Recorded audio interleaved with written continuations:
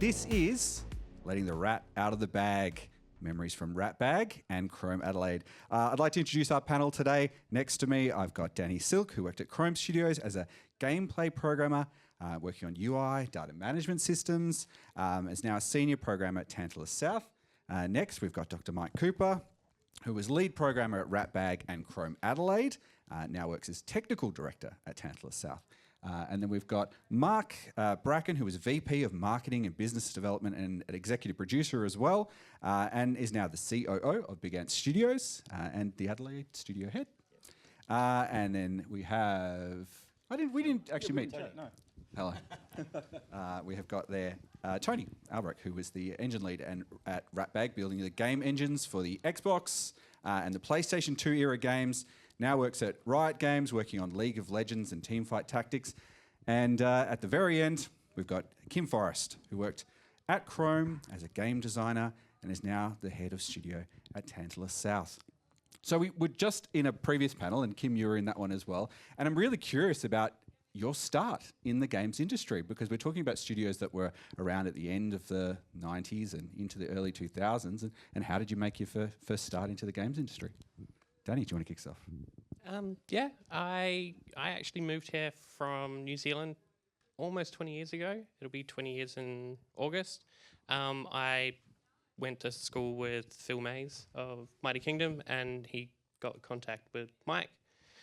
It was a very long, windy interview where I went off on the wrong tangent because I misheard a single word, which then ended me up here, and yeah, sort of the rest is You heard history. the right word, maybe? No. All right. Well, how about you, Mike? Well, a totally relatable story for any young people here. I heard about Ratbag Games in the newspaper and on the radio. Oh, yeah. And they were looking for programmers and some people because they'd got some new contracts in from Sony. And I think there was 6 of us that wanted to hire. So I walked in with my PC under my arm, showed them what I'd been doing once we plugged it into a monitor. And they're like, brilliant, yeah, I want to take you on board. A couple of weeks later, I got a phone call saying, actually, the contracts with Sony haven't eventuated yet. Stay in holding pattern. So I had to go and get a proper job, which lasted 15 months. And then I got a phone call from Ratbag saying, right, we're on now. And I was out of there. And that was it. What was that job that you were doing in that time? The job was really cool, actually, working for a startup company making soil moisture probes for farmers to make more water-friendly irrigation schedules, saving the world. Very interesting. Yeah, and I abandoned that for computer games. Mark, how about you? I started in I did the reverse way. So I started in distribution and getting games out for other developers actually in Australia and New Zealand, and then ended up publishing games. And then I went into an agency business. So I was actually placing games for developers. And then Greg and Richard said, "Hey, listen, look, really love what you've done." I'd placed 2 games for them, and they said, "Look, we're going to build something bigger. Would you like to be part? Come down and join the company, and we'll give you a share, and we'll see where we go." So I left Sydney and came to Adelaide in 1999, and actually, apart from short stints overseas, I haven't left. Met my wife here. Awesome. Love Adelaide. How about you, Tony? So did you. Yeah. I was working in mining and defence, doing visualization software on silicon graphics machines, which was pretty cool, but the whole time I was thinking about games. I'd always loved games and wanted to write games and make a living writing games, but that wasn't a real job in the 90s. So I got headhunted from the company I was working at, and hated where I moved to. Was in pure defence, and so I quit. And then started writing demos, working on my own game for fun. And I was going to go to San Francisco and go to GDC in 99, I think it was. It's going to cost me a fortune, but I heard that there was a Australian game developers conference in Sydney, the first one ever. So I got all my demos on a floppy disk, and I went to Sydney, and I met a whole heap of people that are still friends with me today, and I met the Ratbag people, and unfortunately the floppy disk was games that were written using a GPU, like the Voodoo 1. And nobody had a Voodoo 1 that I could actually show it on, so it was pointless. But so I got offered a job that fell through. And then I worked for a year for Telstra, I think it was, contracting, until they had a spot for me. Then I started at Ratbag. Haven't looked back. Kim? All right. You might remember me from such panels as Press Start 1 hour ago. My story is sort of somewhat dissimilar because I was never really a technical person, but I was working in a job that I really hated in retail. And I was like, as much as you could back then trying to like tinker around and be a game designer and write things down that I thought were game designs and things like that. And then my partner at the time was sick of her job as well, so we decided to study. And actually Shane Bevan, who was on the last panel, was my teacher in the thing that I did.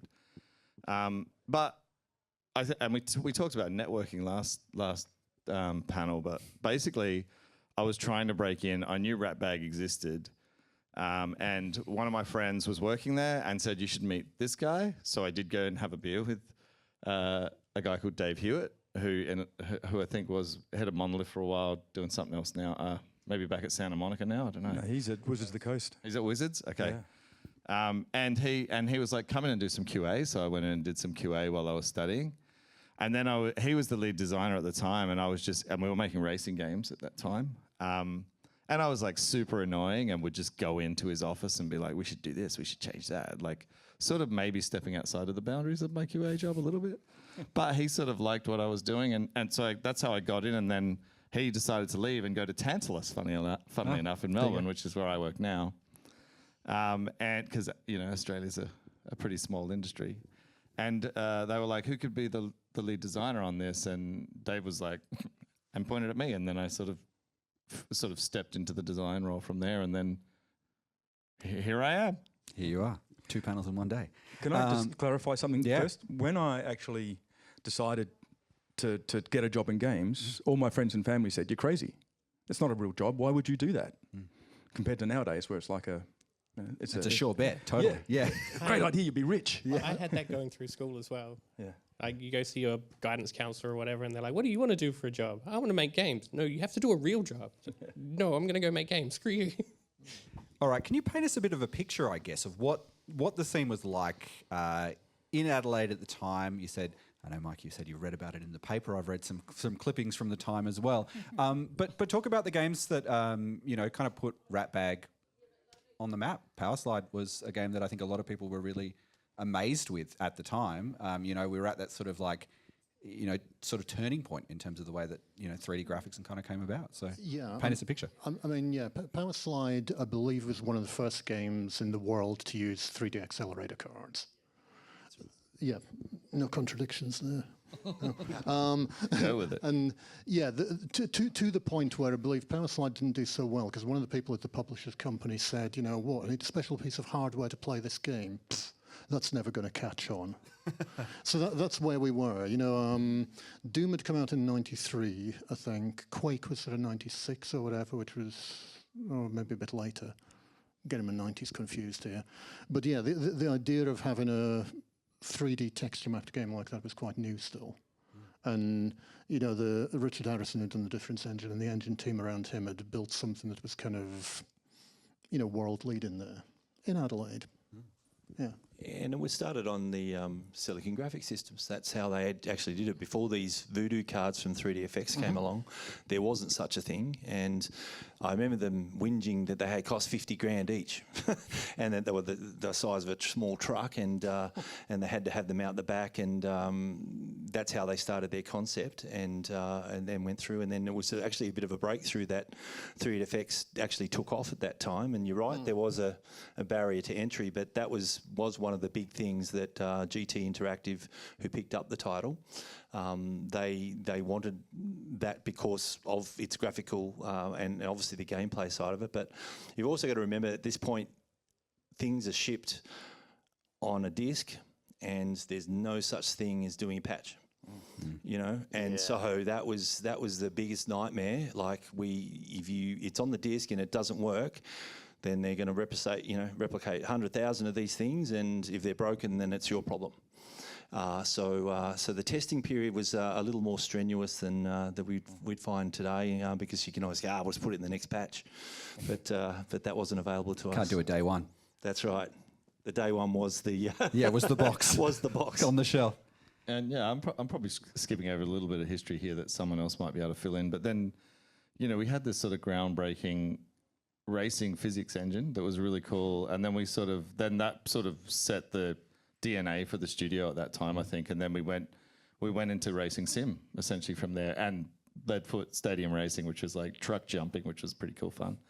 But yeah, then we sort of started on the dirt track stuff and sprint cars deal, which I think, Mark, you were heavily involved in there. And we sort of became a racing house. Yeah. That's right. And a lot of that was Richard Harrison, one of the co-founders, raced motorbikes in real life. Oh, yeah. So he'd got that combination of being able to do the programming and the physics and know how it should feel. And you shouldn't judge a book by its cover, but when you look at Rich, he doesn't scream like motorbike racing guy, but I've seen the scars. So do you think that was, I guess, the key factor to why a studio from Adelaide could make this thing? You had the right people at the right time. Yep. And Richard did a degree in physics. Yeah. So he was, and yourself, you were doing physics stuff, and Power Slide just went in there, and the next one, dirt track racing. After that, we made the first dirt track racing game on the planet, which came about by one of the buyers. They just released Deer Hunter. And they say, no one will buy a hunting game, and then it just went wildfire, and then they said, well, we should do a dirt track racing game, and we'll sell it for $20. And so they said, no one will buy a dirt track game, and before you knew it, we sold a whole bunch, and we even had it in cereal boxes. They made these small discs, and they put them in cereal boxes, and they had this dirt track racing game. But you're right, that's how the DNA sort of came about. And it existed here, right? Like there was dirt track racing here, but Knoxville, places like that in America, like down the center of America, like that, there would be, tens of thousands of people that would rock up to watch that sport. So, there was a market for it that was not being served, and we sort of found that market. Yeah, I mean, I've had people come up to me that loved the dirt track racing games, that even 10 years after Riot had folded, would get together and play it because they just loved the sport. So we found a good niche. Yeah, turn left. I love those games. Turning left is actually really fun. That's cool. All right, so you've all been in the industry for a really long time, and I'm really interested about looking back at the studio at the time when you were working there. I guess kind of put it in perspective, how old were you all when you were working in these studios, and what was the culture of that place like? Do we have to answer that one? Yeah, you do have to answer that one, please. I was 30. I was the old man. Yeah. Until Barry Jones rocked up, who was 40. I was like, whoa, you can still make games when you're 40. That's unbelievable. I hope I get to do that someday. Yeah, I think I moved, I was 24 at the time. Yeah, same when I started there. Yeah, I was 30. Yeah, I was 32. It was a big relief when you turned up, Tony. I didn't feel quite so alone. Yeah. So what were making these games like? Tell me about the process of doing that work. What was it like being in those studios at that time? One of the things that when I started was we had to build an engine. Like we had no rendering engine for the PlayStation 2. So we had a prototype that had been built on PC, and we had to port that to PlayStation 2. And I remember sitting down with 5 different PlayStation 2 manuals and just reading through them and falling asleep in the beanbag and waking up and then reading through them, just trying to understand how to do things. You didn't have an engine, you didn't have a Unity. Yeah. This was before renderware was even a thing. So we had to figure it out. And at the time, Sony hadn't even figured out how to do some of the features that they promised. Like there was a thing called MassPass 3 texture synchronization, where you'd actually have multiple parts of the PS2 sending data to the GPU. And they hadn't figured out how to do it right properly yet. And we were basing what we were doing off of what they were doing. And it's like, we had to figure it out. And it was exciting because, nobody had done it before. And we were trying to there's no going online and downloading the stuff or asking on a forum because, And we were doing this while trying to make the game as well. So it was like, we want to put a game feature in. What I always remember was we wanted to have hands on the steering wheel. And it's like, no, we don't have skinned animation working yet. We can't do that.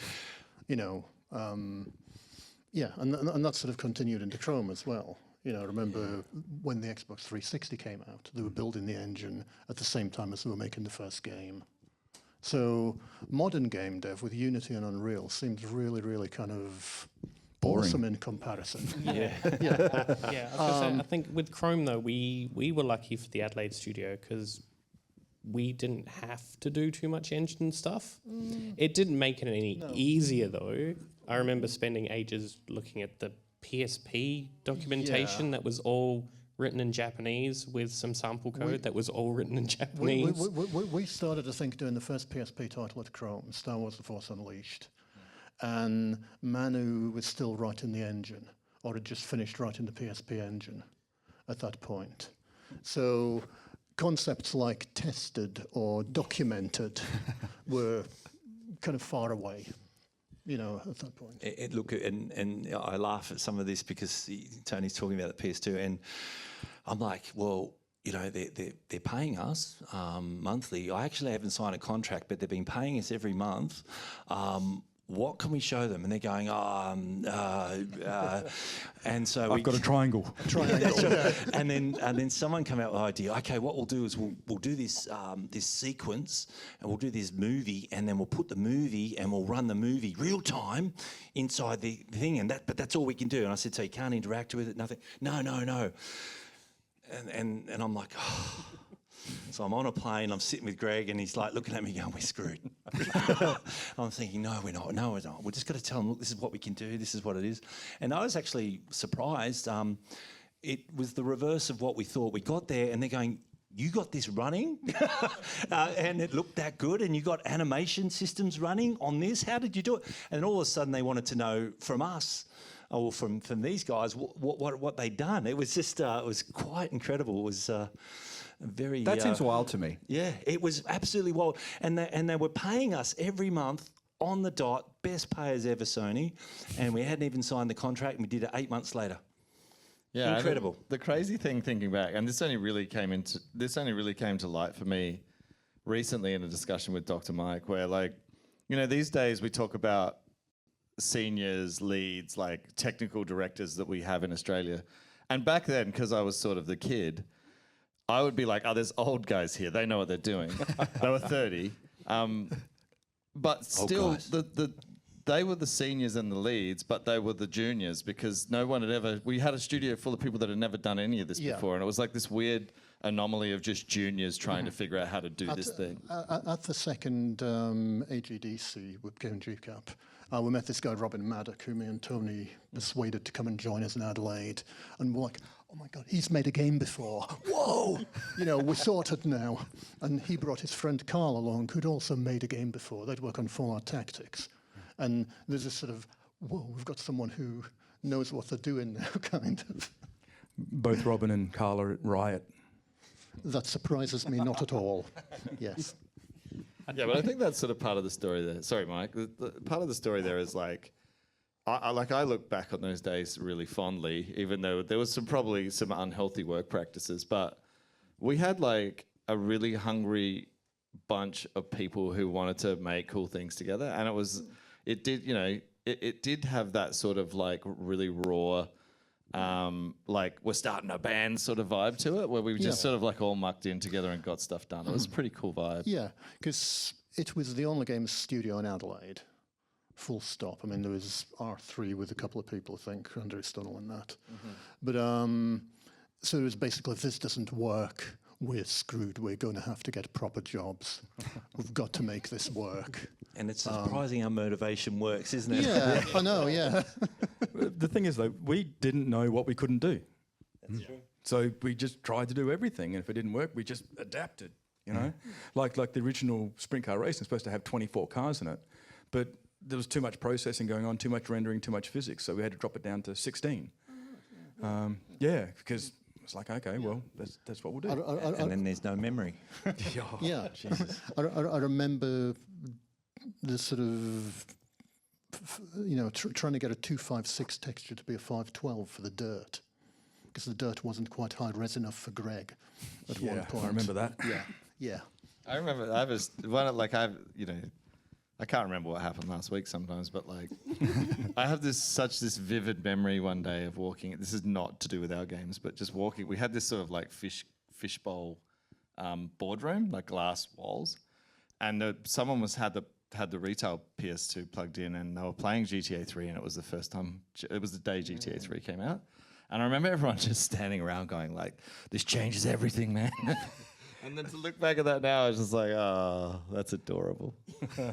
It did, didn't it? I mean, what it changed was approaching publishers, I think. Yeah. Every time you said, we're making a game with cars in it. Oh, it's an open world game. Can you go wherever you want and do missions? No. Well, actually, it's really interesting. We were working with Take-Two at the time, and we were trying to do like a Mad Max game. So we'd signed up the thing. I think it changed names several times, but we didn't have the license for Mad Max. But we Scavenger for a while. Scavenger, yeah. Which actually, to be honest, that should have good sold. Name. But anyway, it was a good name. Yours. Essentially, we were there, and we were Take-Two, and we had to deliver our milestones. So, when we always like to do it in person because they didn't want to come here. And just a thing for Australia, we're on an island. You're always having to see them, and that was always the respectful thing to do. So, I went over with Greg, and we're there, and we're presenting our milestones. It's all good. And then Gary Foreman, I think his name was. He's the CTO of, it was Take-Two, and then they turned into Rockstar. But he said, "Do you want to see something?" And Greg and I go, yeah. He goes, check this out. And he takes us in this room, and he's got GTA there, right? And he's giving us the isometric view. And he goes, yeah, look, it's cool. I go, yeah, it's all right, yeah. And he goes, look at this, bang. And he hits the keyboard, and the thing just goes, woo. And we're going, no way. And he goes, yeah, you can hop on the station, and you can go down the station, you can go anywhere in this one. We're like, no way.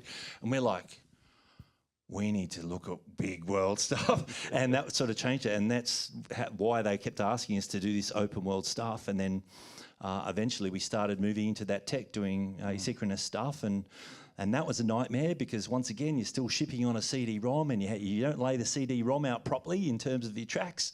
Then it skips and it jumps. And I think we had a problem with Dukes of Hazzard, was it? Well, that was our first open world game. Yeah, that was the first one that we shipped. Yeah, you're right. Anyway, it was a really good time there. Yeah, I just remember a saying that kept coming back up, which was the Wild West of program, like the Wild West of just everything, because it was just, yep, we're going to do this. No idea how we're going to do it, but we'll work it out. It must have been fun building stuff up and then jumping on a plane. I'm sure you've got some great stories of getting towards that moment, right?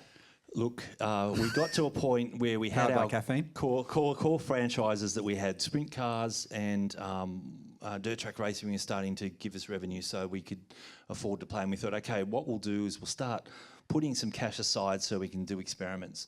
And this is where Kim and I were there, and we're like, okay, we're going to think of some cool ideas. So we come up with all these pitch books, and we get them printed. They were pretty good ideas. I know, I know, but it kept them interested. And then I'd go over and I had 5 pitch books under my arm and go overseas and come back, and I'd be going, yeah, we got one up. We didn't always deliver them, but we did get them up.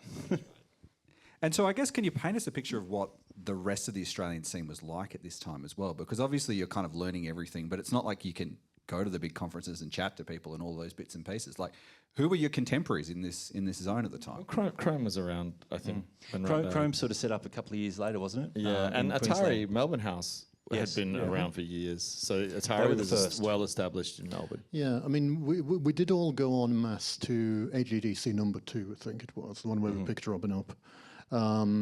Everyone from Ratbag took the train over together, the overnight train. I remember hanging out in the smoking carriage there. I think we're sort of surprised by what we saw with other developers there. Our interpretation was that we were lean and hungry, and they were all lazy or something. I think now they were maybe just a bit more laid back because they've made games before. But 2020 hindsight. Yeah, other things that were going on there. Big World was demonstrated as that. The one of the first MMO engines ever made by Microforte, and which now powers AIE. They tried to do a demo of Big World and had a power cut, so that didn't work. Once they'd got their server set up, so they just had to describe it to everyone. I remember that. Yeah, Irrational Games were going. They were sort of like the art house studio at the time. You know, the rest of the industry was still asking this question: can games be art? You know, can we be as cool as films and actually tell stories? And Irrational Games were just, yeah, we're doing that. You know, making all the stuff that they made. Yeah, then Team Bondi, like towards the end of Ratbag. Team like Bondi was after... When we were working with Midway, and then we got bought by Midway. Yeah. Team Bondi had kicked off in Sydney as well. Yeah. And they were like, they were sort of the real big kids in the room at the time, because they were making an open world crime game. They did the Getaway, wasn't it? They'd already done the Getaway, that's but then and then they went Brendan to do moved LA back Noir. to Australia and Yeah. started Team Bondi and started building LA Noir. Because in Melbourne at that time, there was what? Taurus was one of the companies who did car Taurus, games. Tantalus was there as well. Tantalus were there, yeah, right, yeah. I think Wicked Work. Wicked what, Witch at Wicked the Workshop time. were there. Yeah. No, what are they called? Wicked Witch then. Wicked Sorry, Witch yeah. then, yeah. So yeah, there was like a burgeoning scene in Australia, and then we were sort of, besides Bondi, we were the first ones to be bought out by a big player that was kind of waning at the time as well. But we'd signed this deal on a game called The Wheelman with Vin Diesel as the Wheelman. Yeah. And you know that was sort of on a decent trajectory, but it was a PS2 game, and I think a big part of that decision making around towards the end of Ratbag was that the next gen was coming, PS3 was coming, and Midway was sort of contracting a little bit.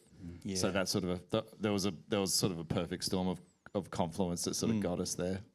Yeah, because we'd signed the Wheelman and we were working on it. And that was sort of the in-way for them to start acquisition talks, right? And then we had we actually had some really good prototypes together. Our open world tech was, it was really a sad moment because our tech was finally where it needed to be. Yeah. We could have done so much with it. The scavenger game. Raid as well. Remember Raid. We did that for Activision. And we were actually right at the point where we can really start making some presents. And then we did a couple of demos and we went to Midway and we did an open world thing with zombies. And I went and said, oh, look, we could do this for you guys. And they're going, why? I'm like, well, it's zombies, it's open world, no one's really done it. They go, zombies don't sell. I'm like... Yeah, people don't want post-apocalyptic. People want zombie games. I'm like, Hopeful games is what we're looking for these days. Yeah. And I was like thinking, this is not good. We're just about to sell to you guys. We should have made cozy open world. So we sort of but look, in retrospect, it was a good thing to happen. We thought the whole team was safe. We had a pretty big family at that point. And we thought it was the best we were like decision. 90. We were 90 people then, I reckon. Just under, I think we were like 88 I think people, 102 86. was the peak, and then there was, So it was a big studio. We're in a nice studio as well.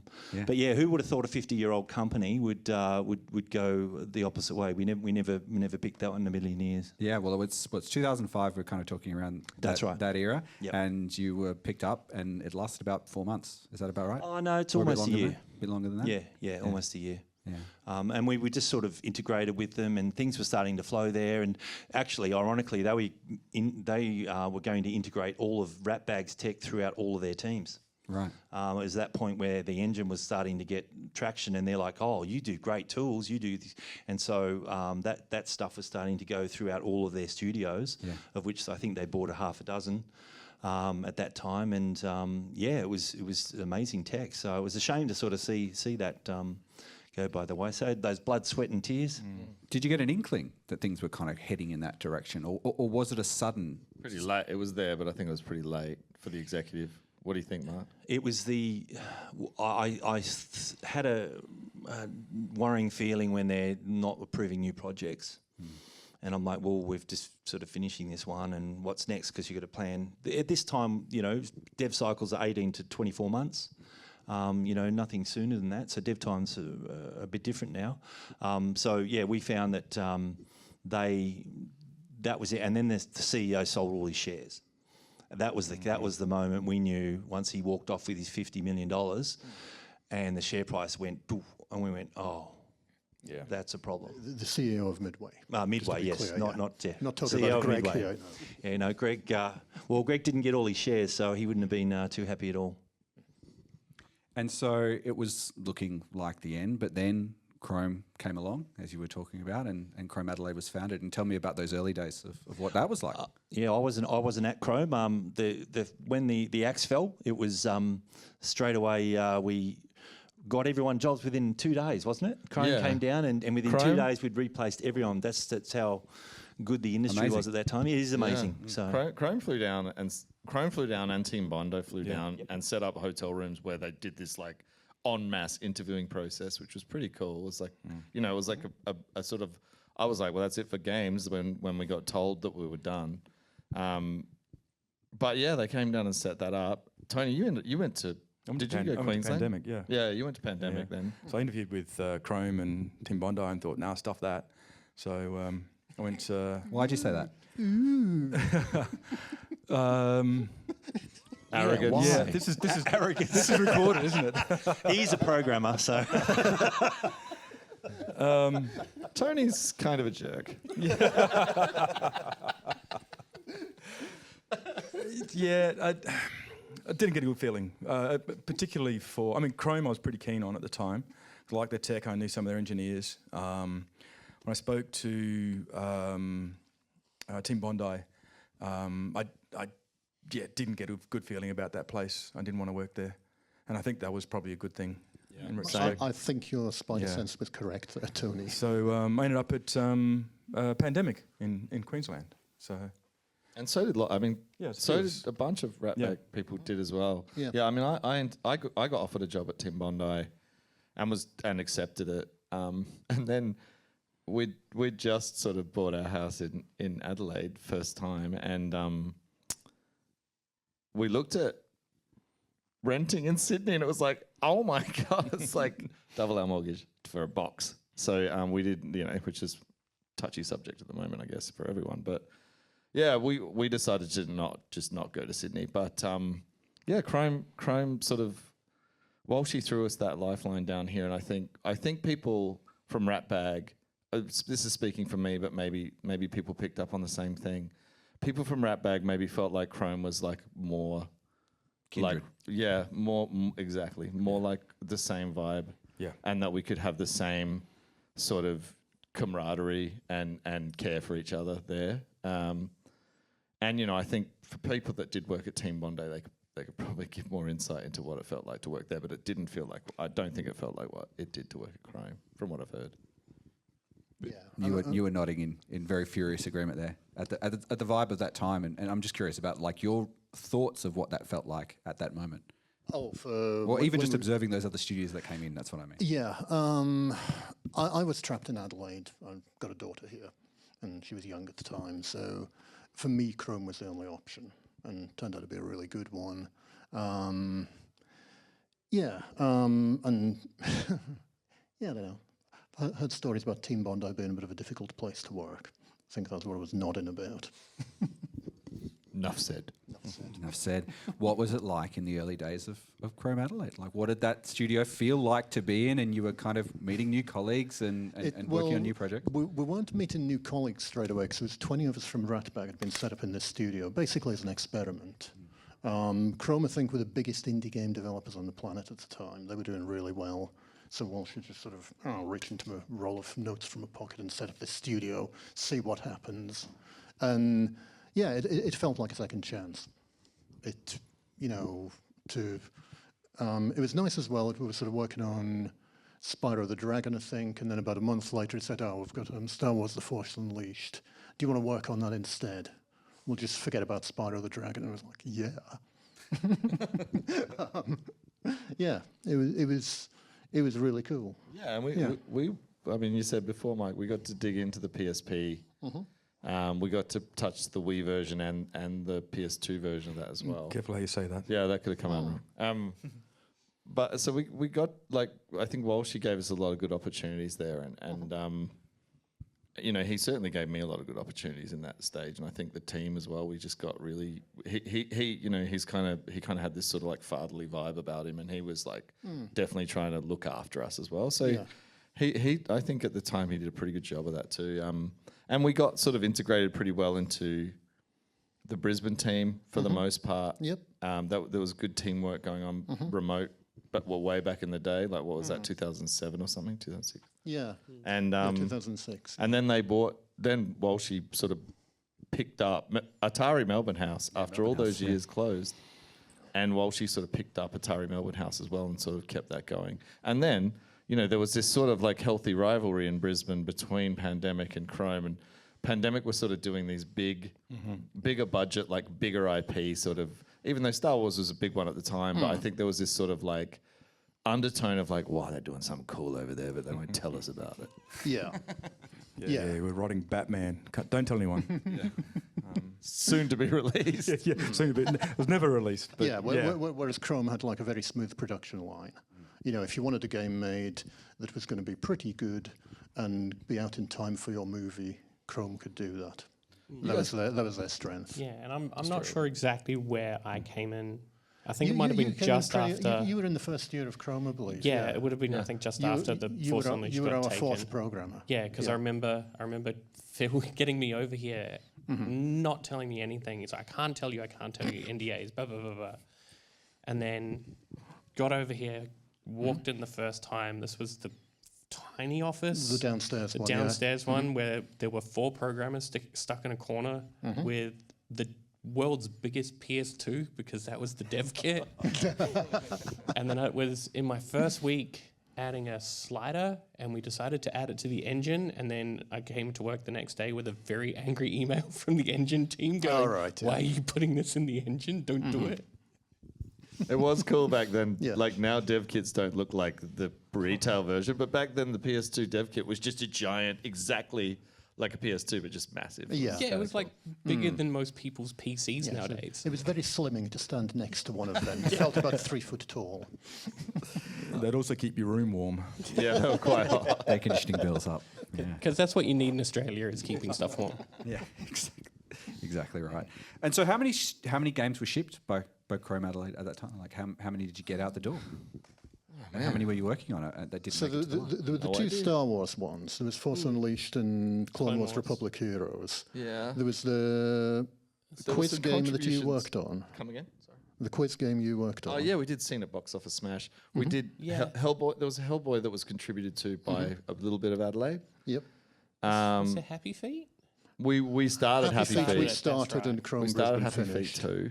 Yeah. There was also Game Room. That was fun. There was I had no idea how to reverse engineer arcade stuff, and then this was the whole Wild West thing of like, yeah, we can do this. I can do this.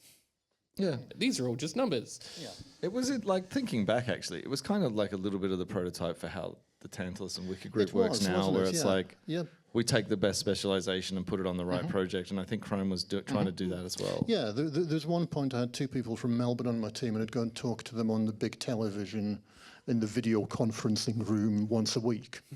It just seems quaint now, but Actually, that's a good point. Back then, that was new technology. it was. Yeah, I had to yeah. jump on a plane because there was no such thing as video conferencing. There was a telephone, which we Yeah. used, an old one you had on your desk that you dial. There's no mobile phones were minimal, so communication was nowhere near the level. And nothing like Slack. Like you might have had MSN for internal stuff. ICQ. There was ICQ. Ask Jeeves. But it wouldn't be something you'd be using with clients and publishers and stuff like that. Yeah. There's a real like, well, back in my day, Sonny, we And then going on up here, sorry. You mentioned mobile phones, Mark. We thought GTA shook the game dev scene at Ratbag. While we were at Krome, mobile phones came out, smartphones. Yeah. My phone at Ratbag 2008, had suddenly everything changed. the little aerial that you would pull up on the top of it. It was amazing. I remember was that Nokia came out with the Engage phone, and everyone's like, gaming on phone, that's never going to take off. I thought it had cartridges. I think it didn't it at one point, or something like that. Something like that. Yeah. There was no downloading. If you had internet on your phone, it was just text. $400 It was a very month. expensive.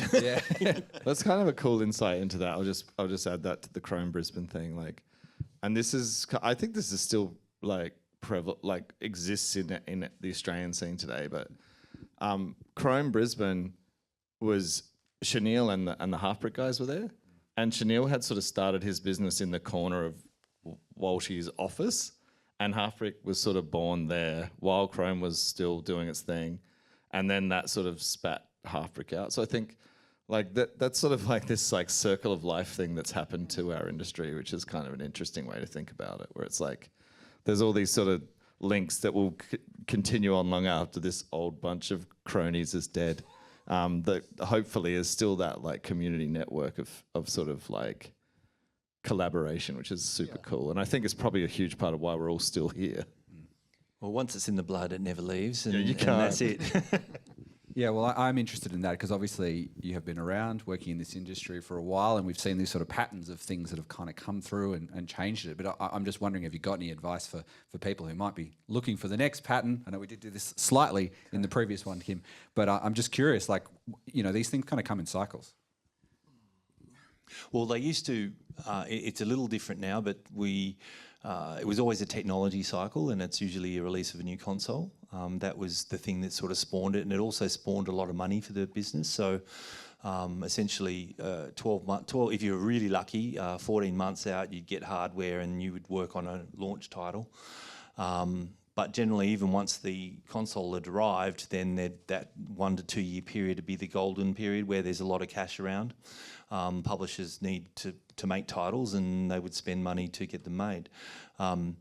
That's a little bit blurred now. It still happens with tech cycles, and certainly with consoles. But the advent of mobile phones and so on, that's changed it. I think those cycles are going to change again. I think it's just going to move towards streaming.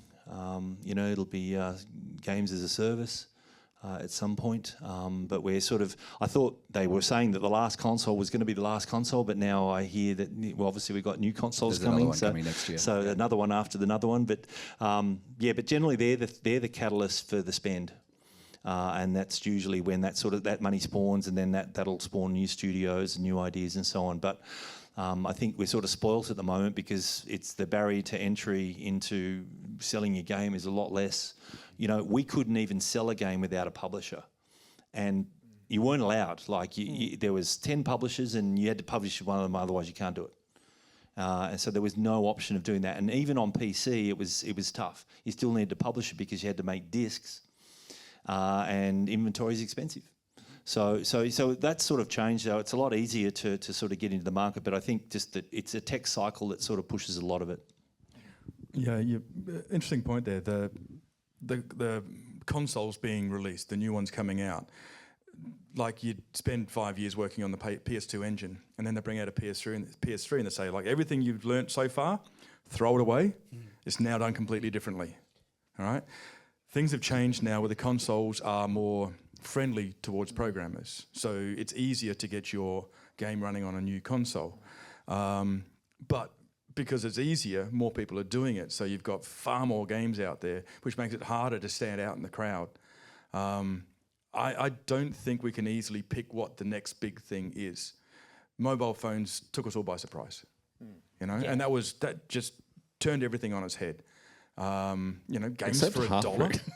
Oh yeah, they adapted pretty quickly. You know. Yeah, I was gonna say, and anyone that says, "Oh yeah, I totally saw that coming," like, no, why aren't you didn't. rich then? Yeah. Yeah. Like everyone saw the iPhone come out, and the first thing everyone said was, "Why do I need a giant phone?" And now it's like, foldable phones and all My these other phones are getting things. smaller and smaller and smaller. You know. You know, as well as the iPhone, that was sort of same time Farmville and Zynga came out. Yeah. And really no one saw that coming. No, and Words with Friends. I remember Phil constantly getting everyone in the office at Krome. Like, you got to play Words with Friends with me. That's right. Yeah. Actually, I do remember one thing, and this is a programmer thing. At the end of, and you'll find this hard to believe, but we used to throw the engine away after each game. They used to just go and do a new engine, and we would sort of said, "That's ridiculous. What are you doing?" They go, "No, because if we rewrite it, we can go and do this and we can do that." And we're like, but that it's going to take. That's why they were 2 years in the making. But then we actually started that process of we're not going to do that. But it was common practice. You'd make your game, you'd throw it away, and then you'd start again. There was so much engine politics at Ratbag. Like, the pro in-house roll your own engine group versus let's just use Unreal group was like, that was a never-ending discussion between lots of different people. Generally, it was the engineers that were like, nah, we'll be able to do it better. That was, I don't think it was Unreal, it was Renderware back then. Renderware, that's whatever what it was called, yeah. Yeah, Nah, I reckon there was Pootsy- one Unreal evangelist at Ratbag. Yeah, there was. And Jason Poots. Sean Edwards was hell into it Okay, too. two. My takeaway after programming for this long, you get programmers to argue about anything. They'll argue for death. You want to start a fight? Just tell them tabs are better than spaces and sit back. I know, Danny. I was a game designer for many years. I was like, it's hard. There's a lot of hole poking going on in your theories. Yeah. I think in terms of like the trends though, I think I said this last panel and the panel before and the panel before that, but I think 2025 was a good year for indies, even though it is the lightning in a bottle thing. It was a good year for the indie game. And I think that there's been a big shift for the big publishers. The scary thing for the big publishers is that, not to pick on, say, Assassin's Creed, but like I think people aren't looking for the next Assassin's Creed that's 400 hours and for $500 million to make. And I think people are either looking to play, FIFA, or the console market at least is looking to play those big titles that come out every year. And then there's this pocket of consumers that are looking for an 8 to 10 hour experience that has a great story and has a great experience. I mean, Claire Obscure is probably not a great example because there's a lot more hours in it than 10. But I think I'd like to think at least that experience is making a bit of a comeback. And I think we'll probably see a shift from big publishers with bigger IPs making smaller bets on smaller, more contained products using those big IPs is my hunch. Yeah, but also, I'll probably be wrong. My favourite game that I last played was Planet of Lana, which was, one could argue, is a walking simulator with some puzzles. Takes about 6 hours, but it was a great game and great experience. Mm-hmm.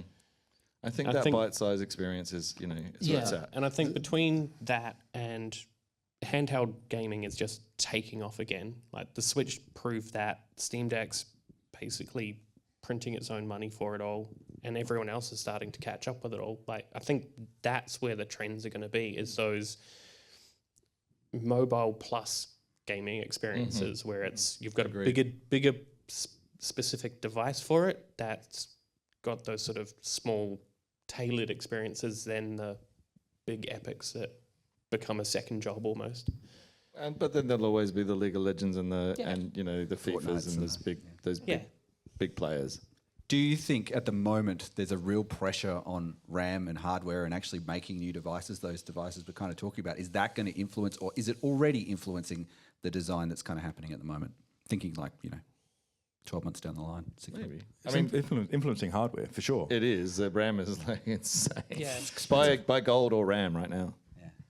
But I think the Switch 2's done 4 million more units than they thought it would have by this point. So the Switch 2 is doing well for Nintendo, I think. I think humans are amazing. We'll find ways to make the hardware and get the people the things they need to. Once the AI bubble pops. This is assuming that the prices are going to come back down, though. I think, if anything, this is going to start leveling it out where, graphics right now are amazing, but how much better are they going to get to a point that people are going to go and buy those new graphics cards? I'm still I only recently upgraded to a 9060 AMD. Before that, I was sitting on a 2060 NVIDIA. I'm not going to buy another one for probably another 5 years. If I can keep playing games and they're really good, that's all I care about. So I think that's where it's going to really start going. There will still be people that push it. There will still be tech reasons to go and push the bigger thing. But as gaming as a whole, I don't think it's going to be a pivotal point. Just look at Minecraft. It's blocks. It's not anything technically, graphically amazing, but people love playing it. Yeah, well, what's the most successful South Australian game? It's, Hollow Knight, which is 2D hand-drawn art. Yeah. Talking about that, the GPU improvements and stuff, I said that this is the peak of graphics back in Voodoo 1 era. I thought that was it. It doesn't get better than that. I remember back there as well. I was just like, oh my God. Tomb Raider? My God, look at that. Yeah, but How you realistic. hit a certain point where the improvement in graphics and the deterioration in your eyesight cross. Passed that a long time ago. It doesn't matter if there's more pixels on the screen or higher resolution now. And At our age, you can't see it know, anyway. I found playing Claire Obscura, like the entire screen is packed with so much detail, I can't take it all in. That's why I haven't bought it on Steam Deck. Because Right. it's too tiny. Too small. Yeah. Too small. screen. I actually had a friend trying to sell me on getting a new fancy gaming monitor because, more pixels and higher frame rate. And it's like, I don't need any of that. I just take my glasses off and it's free anti-aliasing. And I think that's a beautiful point in which to leave it. I'd like to thank our panel. If we could all give them a round of applause. We've got Dr. Mike Cooper, Tony Albrecht, Mike Bracken, Danni Silk, Kim Forrest. Thank you so much. My name's Giovanni. Lovely to be here at Sage with you all. Thank you all for coming down.